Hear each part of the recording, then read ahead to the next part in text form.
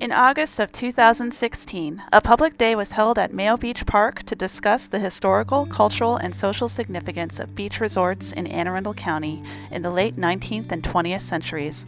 This event attracted over 500 visitors and included planned lectures, tables hosted by local historians and researchers, and oral history interviews.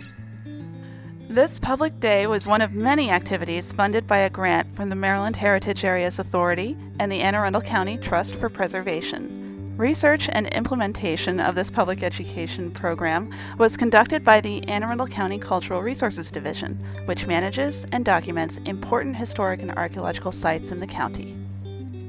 For more than a century, the residents of Baltimore and Washington flocked to the countless beach resorts, summer communities, and recreational areas that occupied much of Anne Arundel County's Chesapeake Beach shorelines. It was here that summertime memories were made involving friends, acquaintances, and families. These places were also where serious social issues played out. For decades, many of Anne Arundel County's beaches were segregated, with the result that African Americans and Jewish Americans created their own private beaches. Several factors led to the demise of the beach resorts. Some beaches refused to comply with the Civil Rights Act of 1964.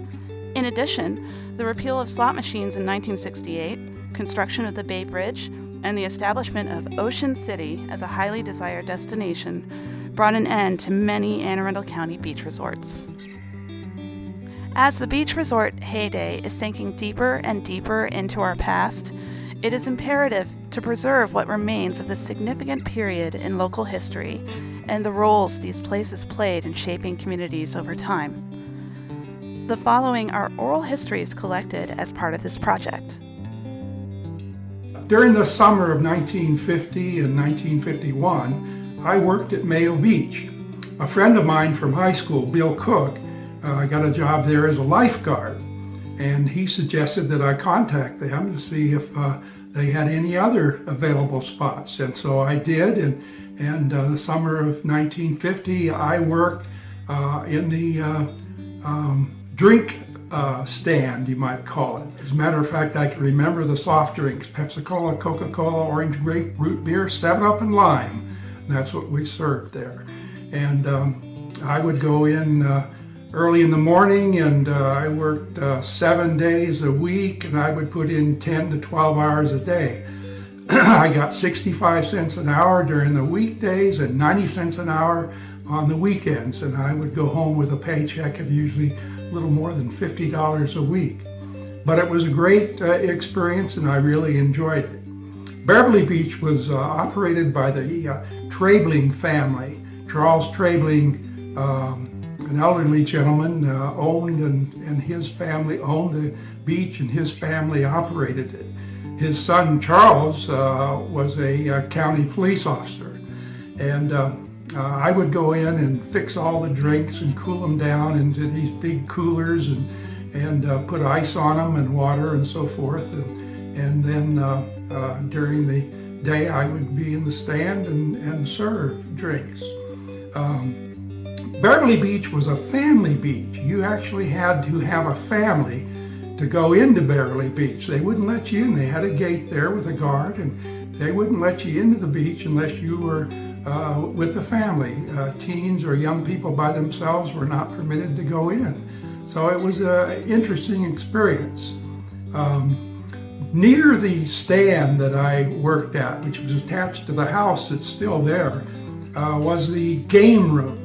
Now the game room was full of slot machines. All nickel slot machines was all we could have in Anne Arundel County at that time. As a matter of fact, Anne Arundel County, I was told, in those days had more slot machines than the entire state of Nevada, which is kind of hard to believe, but probably true, because slot machines were in gas stations, in grocery stores, and just about any kind of a store that you went to in Anne Arundel County would have a few slot machines. Well, after the weekends, we would go around in this game room with a wheelbarrow and dump all the nickels into this wheelbarrow, and then during the week they had a little nickel counting machine that you'd pour the nickels into one side and it would automatically put them in $2 rolls. And it would go clink, clink, clink, clink, clink, and it was right near my stand. And so practically all week long, I would hear this clink, clink, clink, clink, clink, clink, counting these nickels from the slot machines all the time. But it was an interesting experience. I really enjoyed it. And Beverly Beach today still stands out in my heart as a very warm place. And when the county purchased the property and reopened it for a beach, I was delighted. And I enjoy going out there periodically, and even the old space where I had my drink stand is still there, and it brings back a lot of old memories. In Pasadena and Fort Smallwood, we had so many beaches. Some of them were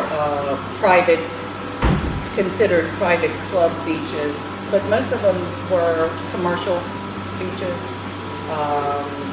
Cottage Grove Beach, which is also in Rivera Beach area, Maryland Beach, which I think was off of Fort Smallwood, and occasionally we would go to Fort Smallwood Beach when it was owned by Baltimore City. You know, they had watermelon eating contests there and lots of family-friendly games, you know, in the old-fashioned sense of, you know, relays in bags and those kinds of things. But sliding on a sliding board into the water was really a cool thing to do.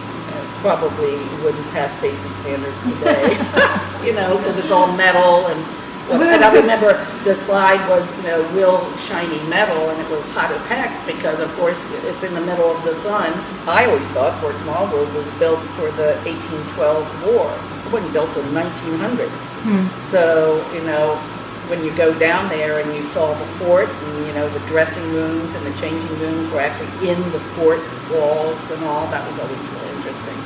But one of my biggest memories in the 50s, I'm 68, so early 50s, I remember going down there and seeing a chain link fence in the water, going out into the water, and also so they could have sea nettle type nets. But it was one side was for whites, and on the other side of the chain link fence was for blacks, or Smallwood. Yeah. And it's such a stupid memory. I remember even thinking as a 5-year-old, well, that's stupid. That's not. He had little houses that he built, 20 by 40, where there were bunk beds and bathrooms, and people that worked for him were, they traveled up and down the East Coast. When it was warm, they'd go down south. When it was hot, down south, they'd come up here where it was a little bit cooler. But they just traveled from place to place, and the same people would come back every year to work at Maga Vista. I mean, they sold refreshments, they sold novelties. The lifeguards, on the other hand, he advertised for them. Ed was, I guess he was about 55, so he decided to sell the place. He sold it to 4 investors, and I believe in '64. You know, the Chesapeake Bay Bridge, people go to Ocean City. And now sitting here looking at Mayo, you know, it's just wonderful. You know, bring a lawn chair down, rub your feet in the sand. I go out sailing every chance I get. I use sunblock now, but what do you get from it? You get, you know, people appreciate the water, they appreciate the sand, and I guess that's about all you can get, because how long do we know that the water's going to be as clean as it is to go swimming in? Those old beaches, though, apparently, you know, people think about them, and they were a lot of fun. For more information on the project, please visit www.aacounty.org/CR. Also, look for outdoor signs installed at Beverly Triton Beach and Mayo Beach Parks in Edgewater that interpret the rich history of historic beach resorts in Anne Arundel County.